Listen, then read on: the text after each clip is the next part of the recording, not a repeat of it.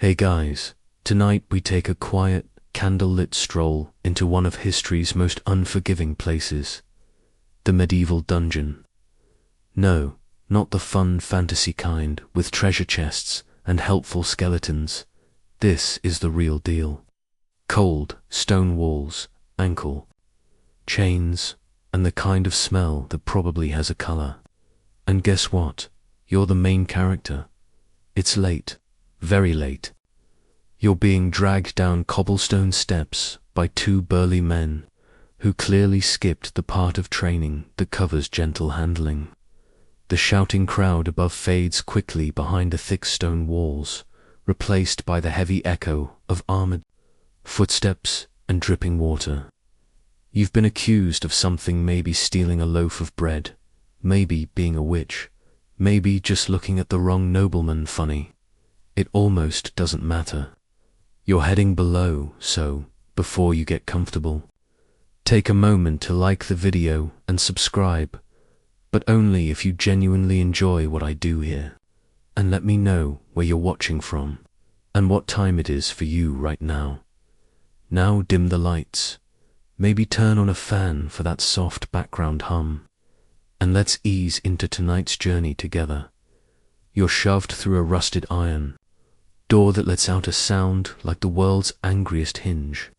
It's too dark to see anything at first, but your nose is already on the job-damp mold. Sweat, something metallic, and maybe cabbage. You blink as your eyes adjust. Stone walls close in tightly, glistening with moisture. The floor is slick in places and uneven everywhere. Chains clink nearby, but you can't see what or who they're attached to. The jailer doesn't speak. He's wearing a tunic that was probably brown once, now stained a color somewhere between moss and dried blood. He jangles a ring of keys, like it's a warning and not a tool. A torch sputters from the wall, casting flickering shadows that make the room feel alive. One of them might be breathing. You don't want to check. You're dragged further in. Every step echoes, and you realize this place is carved directly into the rock beneath the castle. You're under everything: kitchens, great halls, sleeping nobles. You wonder if they ever think about the moans seeping up through their floorboards. Cell door grates open. It's barely big enough to hold a cot, and, surprise, it doesn't have one. The floor's your mattress now. You're shoved inside, and before you can even turn around, the door slams shut with a clang that feels final. They don't explain what you're accused of. That's not how it works here. In some parts of medieval Europe, you could be held indefinitely pending confession translation. They'll wait until you admit it. Even if you didn't do it, you try to ask a question, but your throat's dry and your voice dies before the words do. One of the guards chuckles, the other, one just walks away. Even the torchlight is gone now, leaving you with only the wet stone wall at your back and a creeping sense that you're not alone in here. Historians still argue whether dungeons were always located underground or just symbolically beneath the rest of society, but in your case, you're definitely both. Out of sight, out of mind, you try to sit, but the floor bites back. It's rough, cold, and sprinkled with what you hope is just gravel. Your back presses to the wall, and moisture seeps through your shirt instantly. You realize the air doesn't move down here, not even a whisper. It's like breathing someone else's breath, over and over. You think you see movement in the corner. Just a flicker, maybe a rat, maybe not. But now that you're looking, you're noticing the sound. Scratching, soft, constant, like little claws exploring every surface. You're definitely not alone.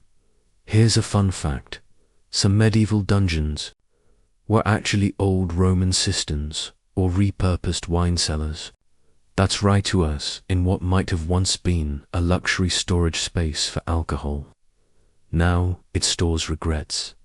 The cell door doesn't lock with a satisfying click. It crunches, like old teeth grinding shut. The key ring jangles again, then fades into the distance. You wait for silence. It never comes. Because dungeons weren't silent places. Not really. Somewhere deeper in the stonework, someone is breathing. Someone else is moaning, maybe praying. You hear the shuffling of chains, a cough, water dripping in a rhythm that will probably drive you insane by sunrise. Oh, and the smell. It doesn't settle in slowly. It hits you all at once, like sweat, rot, and despair all shared a locker room and forgot to shower afterward. You breathe through your mouth, but that's worse. Now you can taste it. Your thoughts wander. Could anyone even hear you if you screamed? Probably not. Castles were built thick, and dungeons were built thicker. Plus, you're at least one spiral. Staircase below any hint of sunlight. Even sound struggles to make it out of here alive. You lean your head back and feel the wall behind you pulse. Not really, but your imagination is already getting weird. That's how it starts. Sleep doesn't come easily in medieval prisons, not just because it's cold and noisy, but because your brain doesn't know what tomorrow looks like. Could be a meal, could be torture, could be nothing at all. And remember, this is just hour one. The gate creaks closed forever, not metaphorically or literally. That final echo of iron on stone rattles up your spine and down into your gut like a warning bell that no one else can hear. Your ears ring for a moment after the sound fades. It's the sort of noise that seems to say, no one's coming for you. Not today, probably not ever. You shift slightly, trying to get comfortable, but comfort left the premises a long time ago. Your wrists are raw where the chains had rubbed them, and your ankles don't feel much better. You stretch your legs carefully and hit something. It squeaks. It has fur. You both decide to pretend that didn't happen. Now that your eyes have adjusted to the thick darkness, you start to see more than you want to. The walls glisten not with water exactly, but something that includes water.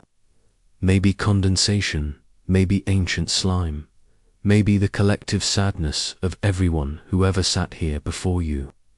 There's something growing in the corners. You suspect. It's alive in more ways than one.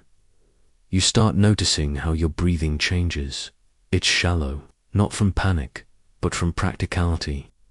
The air is stale like it's been recycled by generations of prisoners who just gave up mid. The torchlight from the hallway is gone, but there's a faint glow from somewhere. A sliver of moonlight through a ceiling crack, maybe, or bioluminescent mold. Let's hope for the moon. Here's a curious historical tidbit. Some castles deliberately made their dungeon gates impossibly heavy, not just for security, but so that when it closed, the entire castle could hear it. It was a statement. We got another one. You're the other one. You hear the jailer's boots receding up the stairs. They echo in this long, strange rhythm clunk, clunk, pause, ... And then the faint sound of a wooden door closing somewhere above. That's the last sunlight you'll hear today, and yes, here because sound behaves differently here. It's sticky, slow. Even silence has weight in this place. You try to call out. You yell something like hello, or maybe please, or maybe just a shaky noise that sounds like your old life trying to escape your lungs. The stone doesn't answer. It never does. But something else does.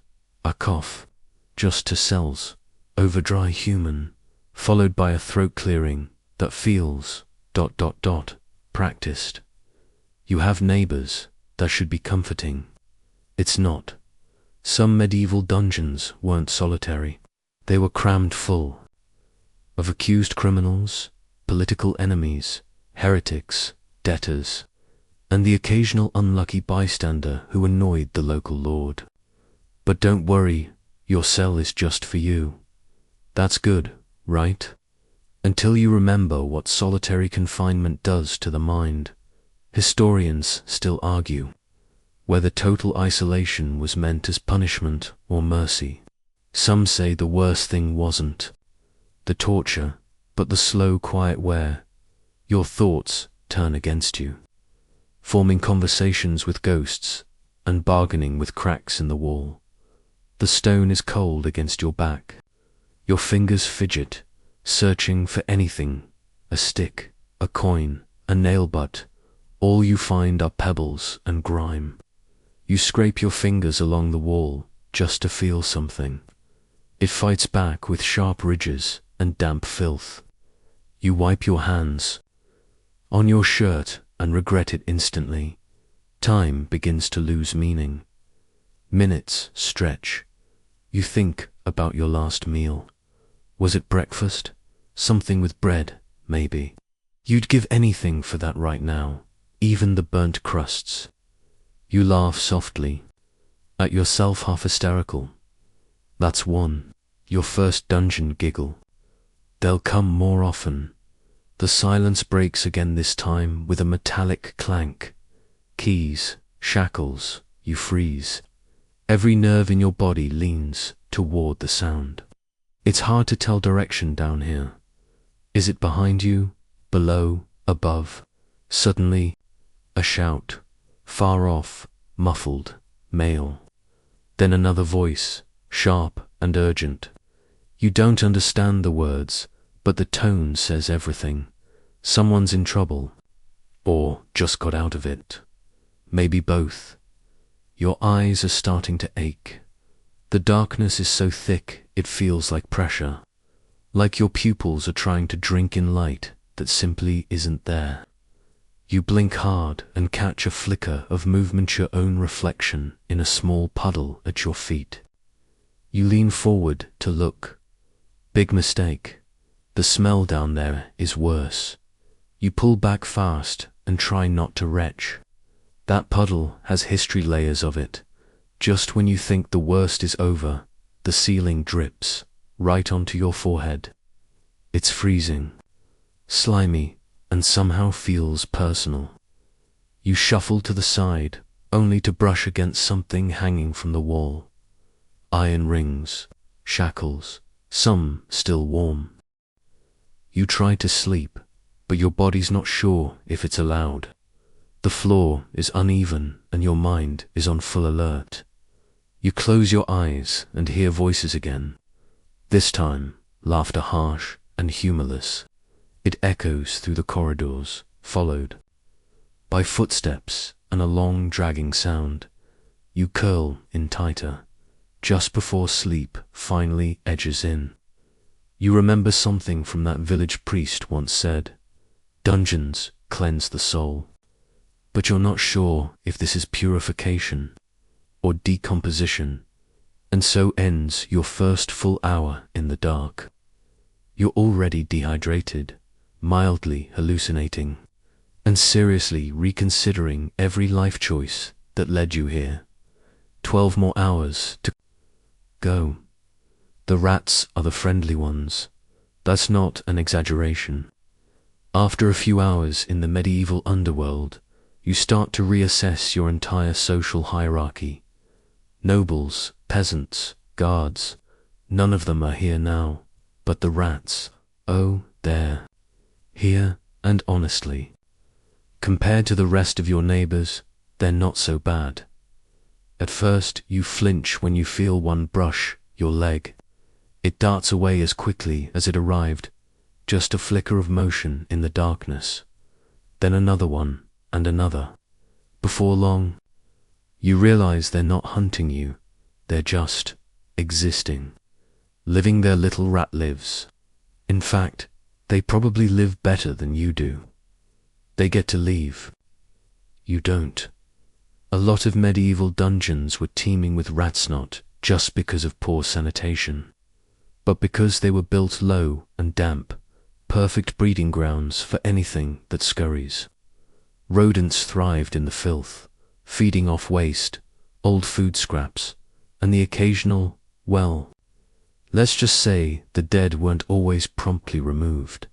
You shift again, wrapping your arms around your knees. You haven't seen your own face in hours, but you can feel it getting grimier by the minute. Something sticky is in your hair. You decide not to investigate. You hear a faint squeak to your left. You don't move. The rat is close, so close you can feel the whisk of its fur brush your ankle again. But instead of screaming, you sigh. Somehow, it's comforting. A reminder that there's still life in here. Small, hungry life.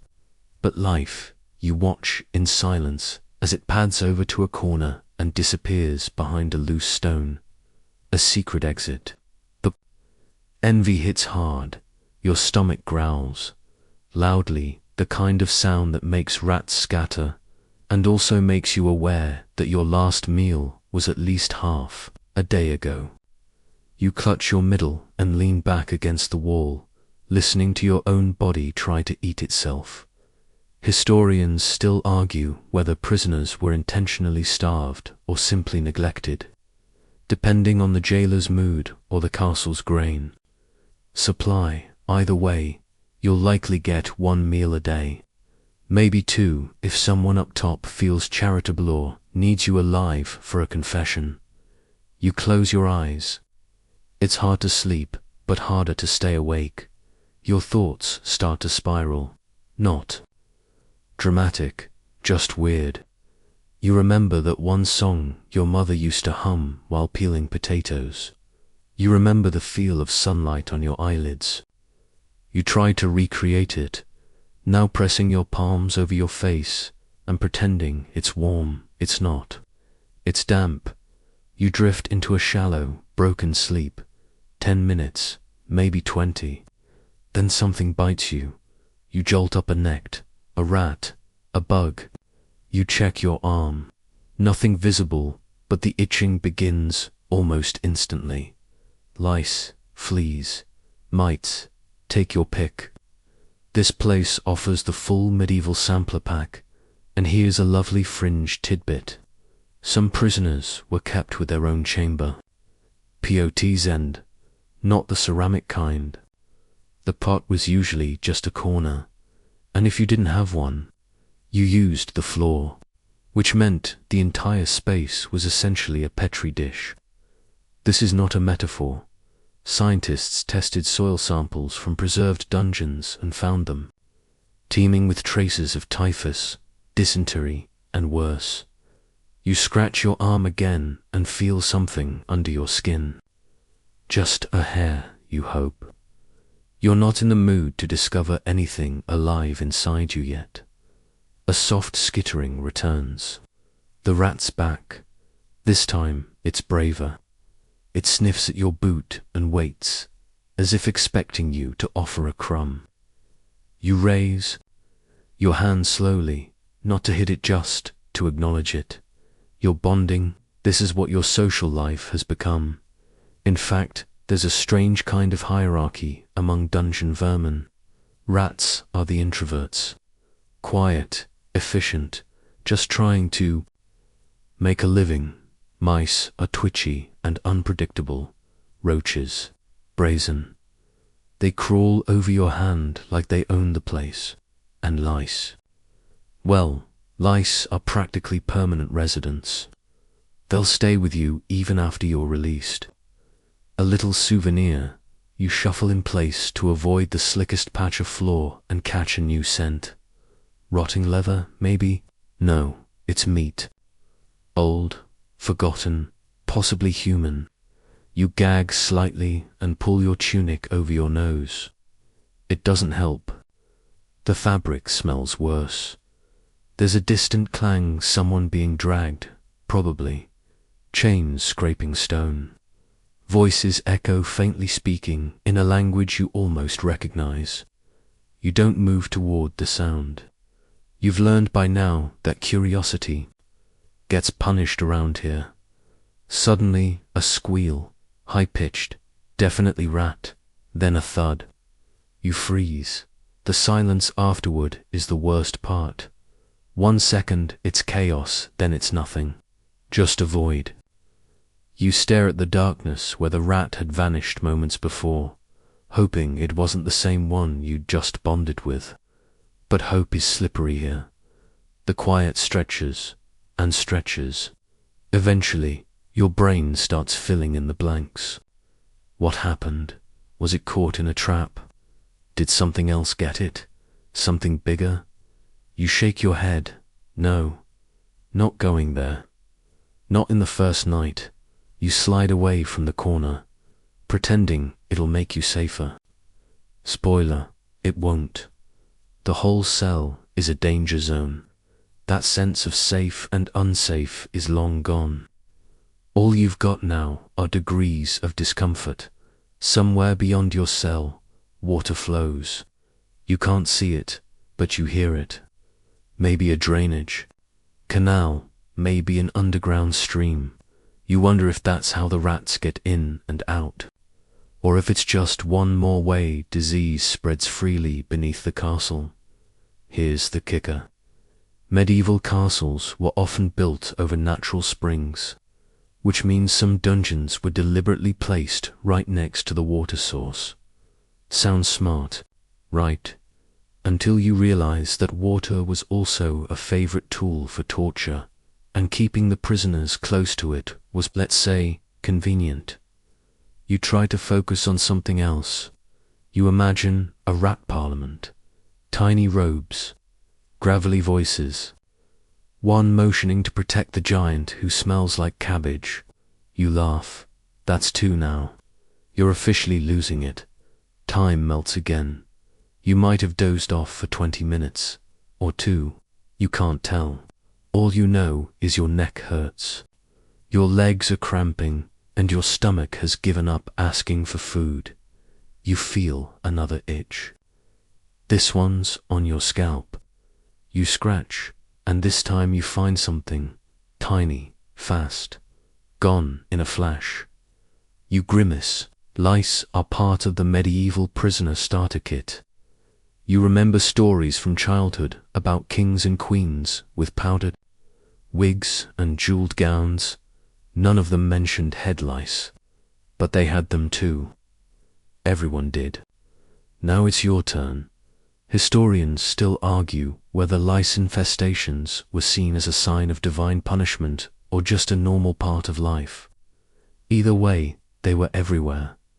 Nobles scratched just as much as peasants did, but you don't get the perfumed oils or attendants with brushes.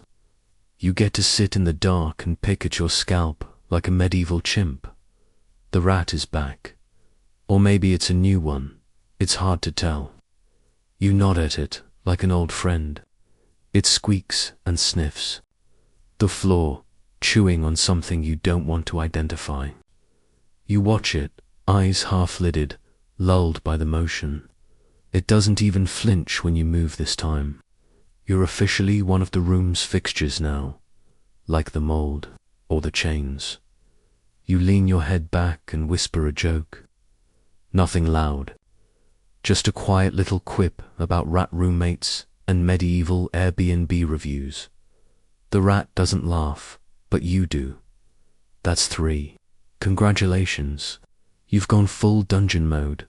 Your shoulder aches, your teeth hurt, and the stone has begun to feel like it's pressing into you, not the other way around. Sleep starts to creep in, again not restful sleep, but exhaustion sleep. The kind where you dream with your eyes half dash open. In that hazy space between waking and sleep, you hear the rat scurry away again. You hope it made it, because if anything happens to that little guy, you'll be the only warm-blooded mammal left in this hole, and that's a deeply uncomfortable thought.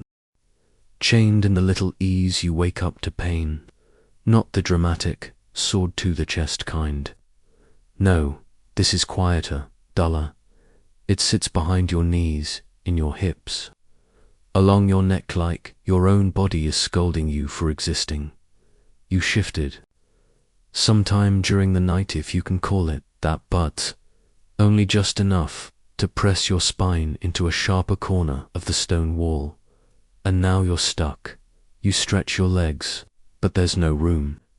You try to sit up straighter, but the ceiling's low. When you lift your arms, your fingertips scrape the top stones. This isn't a cell, it's a box. And you're the sad surprise inside. Your chains are still on. Of course they are. Not tight, but enough to remind you that you don't get to make decisions anymore. One's fixed to the wall by a rusted iron ring, the other looped through a hinge on the floor. You can move maybe a foot in either direction, enough to shuffle, but not enough to rest. Welcome to the little ease. It sounds charming, doesn't it? Like a cozy corner for a nap.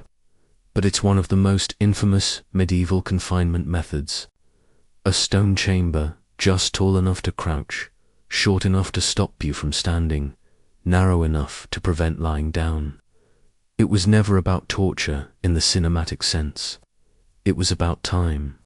Time pressing down on your body until your thoughts fray. Historians still argue whether the little ease was used as a common holding cell or a specialized punishment tool. But what's clear is that prisoners inside weren't supposed to sleep, weren't supposed to move, just exist, slowly and miserably, until they confessed. Or collapse. You shuffle sideways, trying to find any new angle. Nope, every position is bad. Your knees press into your ribs when you crouch. Your back seizes when you lean. Your feet have pins and needles like an army of ants staging a revolution. You keep thinking, surely this is the worst of it. And then your neck cramps, and you realize how naive you were. Your rat doesn't even visit this morning. You miss him.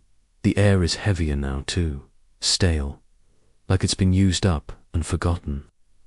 You start to wonder, how long can a person breathe in the same recycled breath before something gives out? Your lungs still work, but each inhale feels like pulling through fabric, thick, damp fabric laced with mildew. There's a sound, metal on metal. Your head jerks toward the door, or what you hope is a door. A key turns. For a moment, you imagine rescue. Then you remember where you are. The door grinds open just a crack. Light floods in, blinding, orange, holy. You squint hard, shielding your eyes with your cuffed hand, and then a bucket. Someone slides it in and walks away. That's it. It's your new toilet. Congratulations. You try to shift toward it, but the chain snags. You lean, reach, almost fall. Then you realize it's not just for you to relieve yourself. It's also got a crust of something inside. Food, possibly. Something that was food. More likely, you gag. Your body says, no thank you, but your stomach says, let's not be picky. You take a bite. The bread is hard as rock, but you soften it with spit. The broth, or what might generously be called brothers, cold, greasy, and tastes like boiled wood and forgotten meat. But you swallow, because you don't know when the next bucket will arrive. And here's a charming little fringe fact. Some dungeons recycled food, as in leftovers from the kitchens, was scraped together for prisoners, not fresh bread crusts, not stew bones. Boiled twice and strained once. If a mouse had been in it first, so be it. You're part of a system now, a very sad, very hungry system. You start talking to yourself, not full conversations, yet, but little murmurs, reassurances. You're okay, this is fine. You've got this. You're lying, obviously, but your voice is the only one that sounds vaguely familiar anymore. Even the echoes don't feel like yours. The ceiling drips. Again, right on your scalp. You don't even flinch this time. You just close your eyes and pretend it's rain. A soft shower. Maybe you're in a forest, sitting under a tree. You imagine birds, flowers, a squirrel offering you a muffin. That's for weird thoughts. You count them now, like milestones. You shift again, groaning. Your back is officially protesting. Your shoulders ache, and your thighs burn with tension. Your knees are locked in a permanent squat that no gym trainer would recommend. Then somewhere, from the corridor, you hear another voice, faint, female, singing it soft and low. Just a hum at first. Then words, familiar but rhythmic. A lullaby, a prayer. You press your ear to the wall. She's close. Maybe just one cell over. She doesn't sound afraid. That scares you more.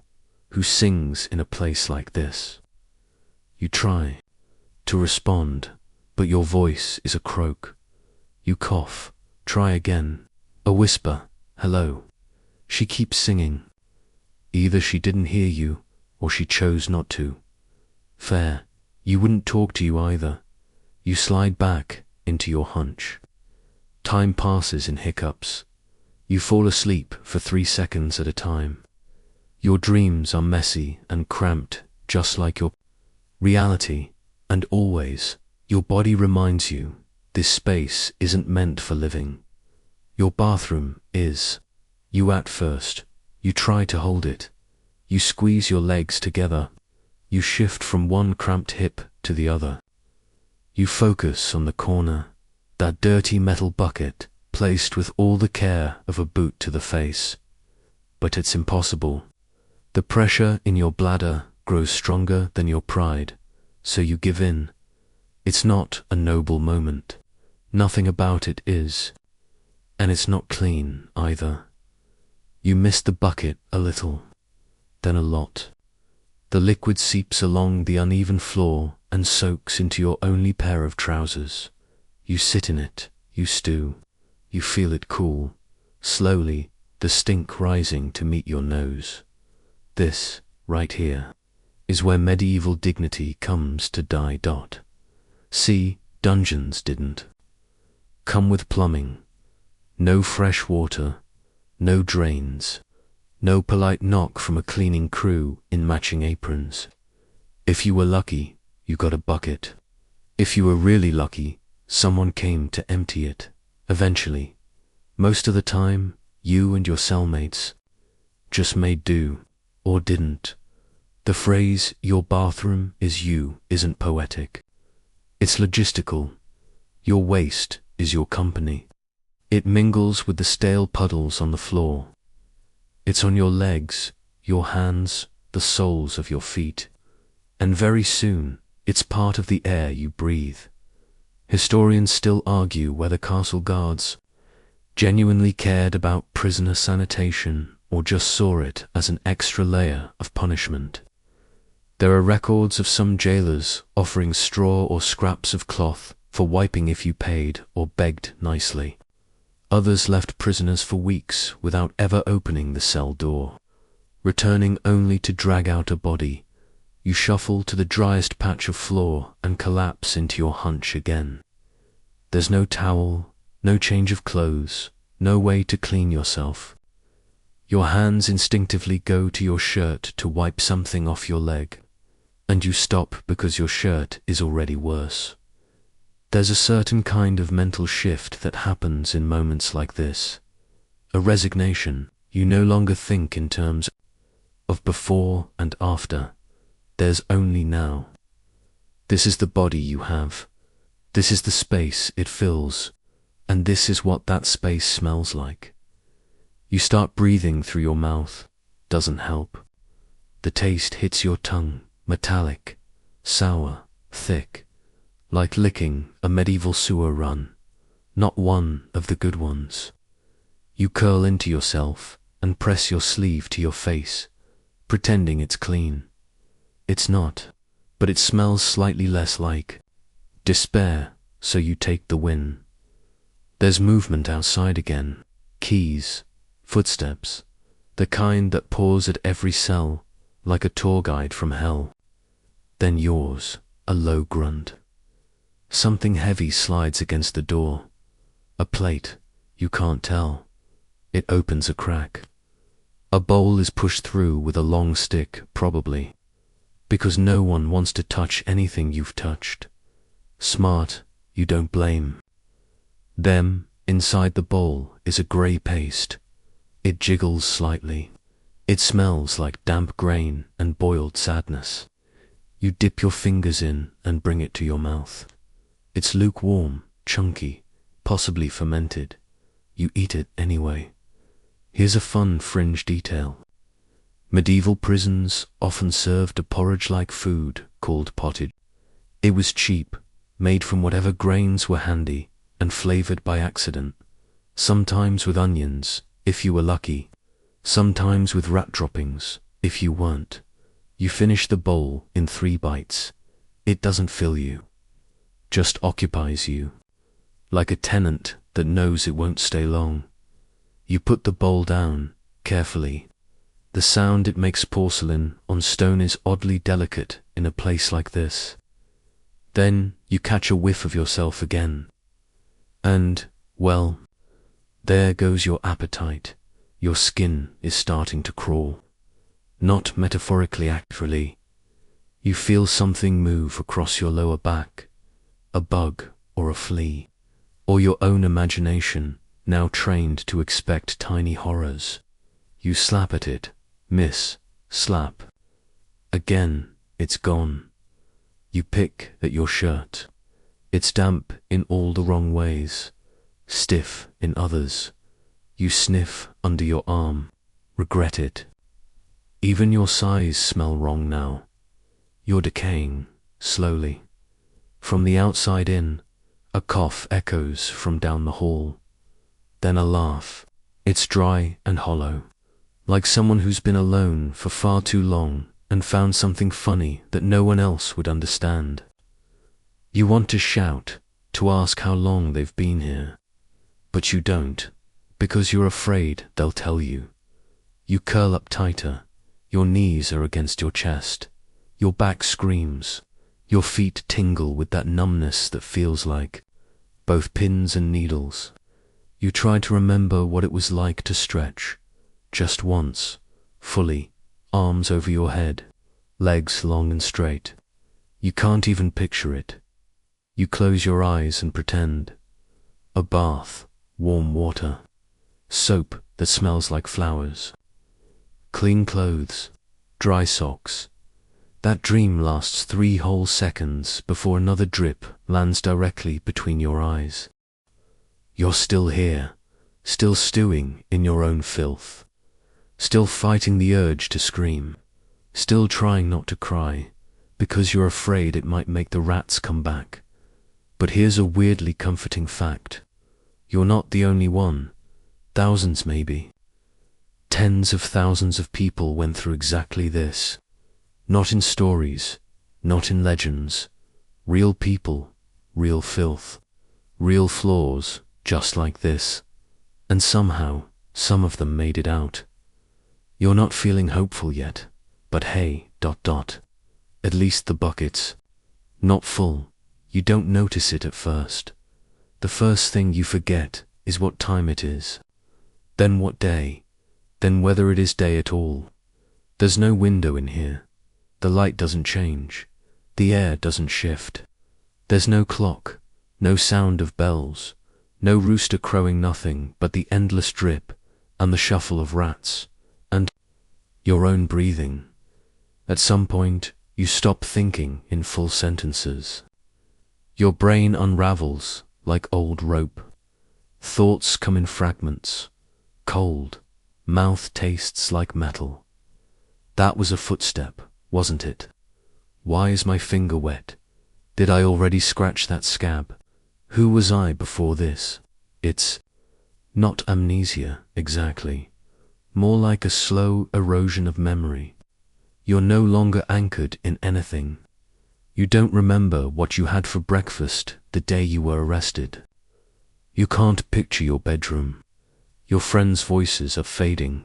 Your name, it feels unfamiliar, like something you used to know in a past life.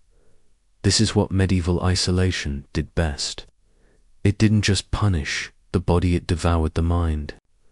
Some prisoners were kept in solitary for weeks, months, even years, without stimulation, without conversation, without sun.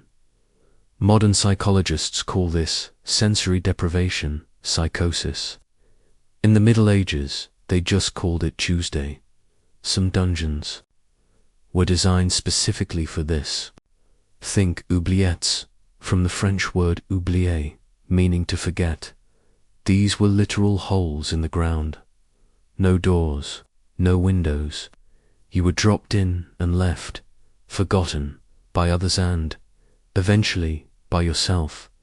Inside your own cell, you start to do strange things. You count the cracks in the wall, over and over. You sing songs you only half remember. You speak out loud just to hear something. You try to recite poems, prayers, recipes, anything to hang on to the structure of language. It doesn't work for long. Sometimes you laugh. Not because anything is funny, but because silence has weight, and your laugh feels like a way to push it off you. Other times, you cry. Not loudly. That would take energy.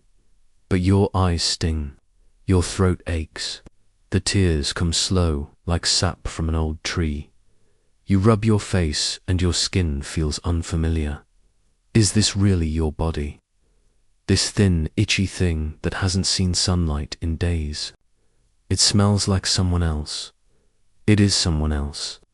The person who walked into this dungeon died the moment the door closed. You've become something else, something quieter, something smaller. You try to remember what you were accused of, what you did or didn't do. Was it a lie, a mistake, a betrayal? Was it just bad luck? But the memory won't come. What does come is a voice, not yours, from somewhere near the floor. A whisper, you're not sure if it's real. It says your name, you freeze. Did you imagine that?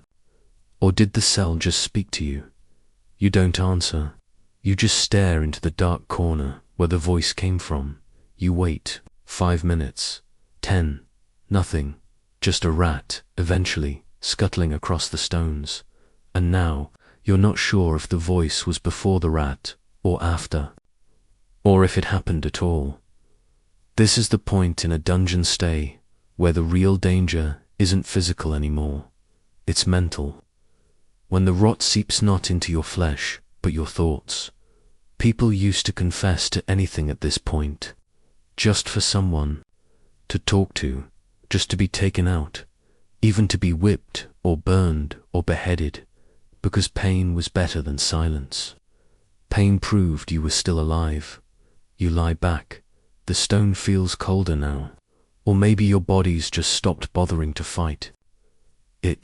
You hear something maybe from inside your head. A voice again, but this time, it sounds like yours. It whispers, you've always been here. There was never a world outside.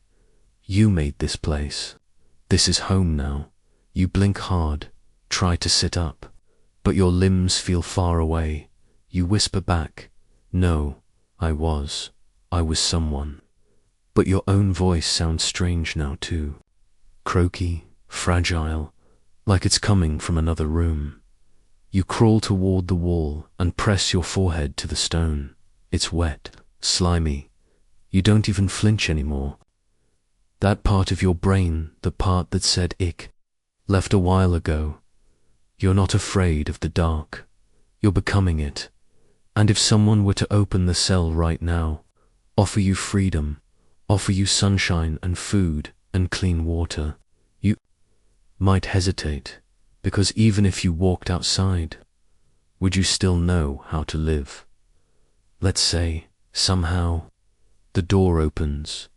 iron groaning against stone.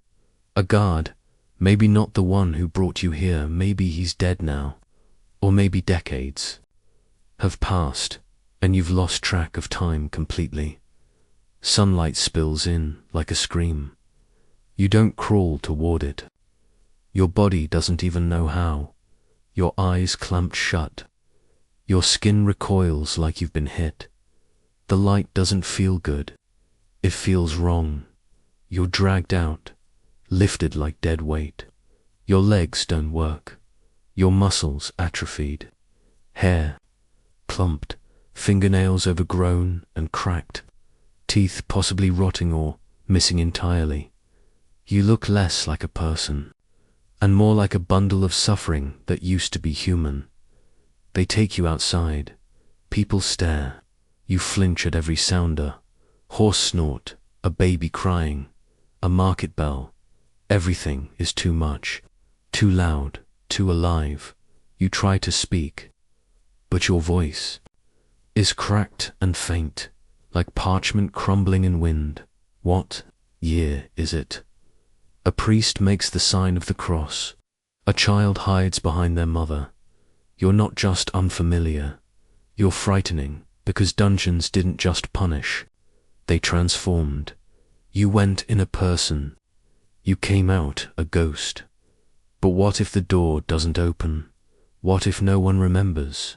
No trial, no execution, no release. You're simply left, forgotten. This wasn't uncommon. Monarchs changed, kingdoms fell, wars broke out, records were burned or lost. A jailer died, and no one knew he had a prisoner locked beneath the floorboards.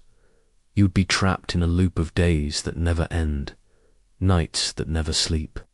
Just you and the wet stone and the voices.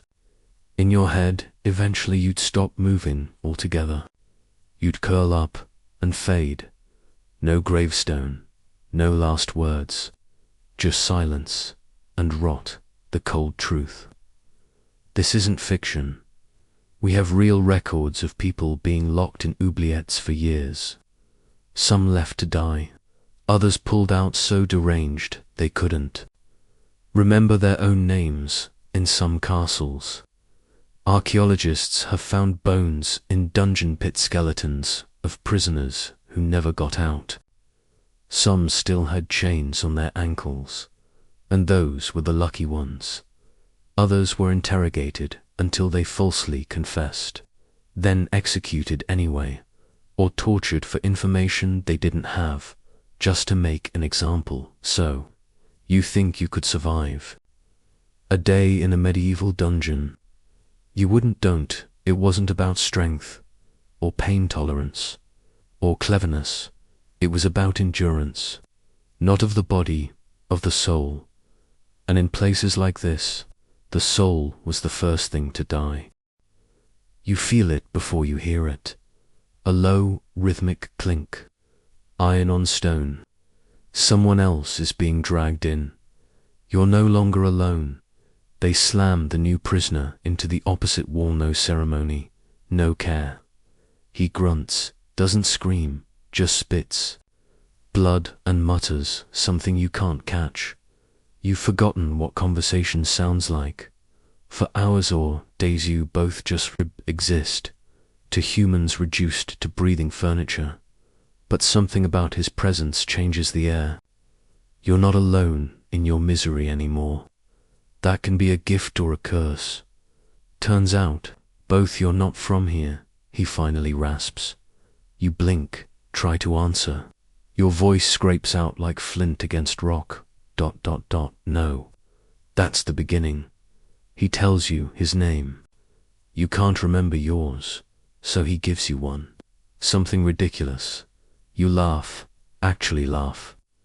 The echo of it startles you both. He was a mercenary, or a baker, or a monk. The story changes every time. But that's the thing, you both start telling stories. Your world expands from 6 paces of stone to vast deserts. Battles, lost loves, shipwrecks. You invent together, you dream. Some historians believe prisoners often created elaborate fantasies to cope, whole worlds inside their heads. One German account describes a man who spent 10 years narrating an imaginary, epic poem to himself until he believed it was real. Fringe researchers even argue some prisoners developed telepathic bonds in their isolation. Most mainstream scholars call this delirium, but hey, desperation breeds strangeness. One night, your friend doesn't respond. You speak his name, his many names. Nothing, you crawl over, shake him cold. His story ends, yours continues. If you thought loneliness hurt before, try it after remembering what companionship felt like. You scream until your throat gives out. You bang the walls. You beg the silence to talk back. But the silence has rules, and you're breaking them. Asterisk, the silence is a living thing now. It presses in like damp wool, muffling every breath, every twitch. After losing your only companion, time no longer behaves. You blink and it's dark. You blink again, still dark. But somehow, later, you feel a tickle on your cheek. A spider, probably. Could be your own hair. Hard to tell when your hands shake too much to swat. Your body has become a stranger, twitchy, sore, bone-thin. The iron cuff around your ankle now rests loosely against skin that has simply shrunk, but you're not even sure if you are real anymore. At some point you start hearing things. Real, hallucination, who knows? Dripping water turns into whispered names. Footsteps in the corridor become a parade of lost prisoners marching home. You think you hear someone calling your name, but they call you the name he gave you, not your real one. That's how you know it's not real, because even you don't remember your real name anymore. Medieval dungeons weren't always underground. Some were above ground in fortress towers, like England's infamous Salt Tower. Still, the psychological torture remained the same: extreme isolation, windowless cells, and time as a weapon. Records mention prisoners who carved tally marks until they ran out of stone. One famous account from the Bastille describes a prisoner who would keep a pet rat as his only companion. Another scraped Latin proverbs onto the wall with a spoon. A third, he composed imaginary symphonies, then sang them to the rats. Historians still argue whether these prisoners were tortured more by their jailers or by their own minds. You begin to dream with your eyes open, not dreams of escape those ended ages ago, but dreams of before. Bread and honey, sunshine on your face, a summer field, the color blue. You cry the day you forget what blue looks like. You try scratching it into the wall. A single word. Sky. You press your forehead to it like it might open. It doesn't. When the door finally opens, it's not freedom. It's a new jailer. He doesn't say a word, just stares like he's looking through you. Then slams the door again. You're not even worth the effort anymore. You are no longer a prisoner. You're part of the dungeon now. Asterisk. So, that's it. You sit in the quiet, in the dark alone, not really thinking anymore, just being. The dungeon isn't scary now, not in the way it was. It's something else, something slower, a hush that's too deep to measure. Outside, a bird might be singing. Maybe there's sun overhead, but you'll never see it. The walls are too thick. Time too long. The world has forgotten you, and somehow that feels okay. Like a soft blanket of fog settling over the last sharp edges of thought. The torchlight is gone. No rats, no moaning, just your breath. In, ... and out. Steady now, There's something strangely calming in the routine of survival, even here, maybe. Especially here, because when everything else is taken away, the noise, the urgency, the distractions, you're left with only yourself. And maybe that's the scariest part. But also, maybe that's what makes you strong. The dungeon didn't break you, it changed you. You still feel fear, sure, but it's distant now, like thunder rolling on someone else's horizon. You survived longer than anyone thought you would, maybe even longer than you thought. So now, breathe just a little slower. Let your limbs grow heavy, like the stones around you. Let the dungeon fade into the shadows of your imagination. And as your mind begins to drift slowly, gently carry with you a strange truth. Even in the darkest corners of history, in the coldest pits of despair, there was still a heartbeat, still a human story, still ... you. Sleep well, time traveler, sweet dreams.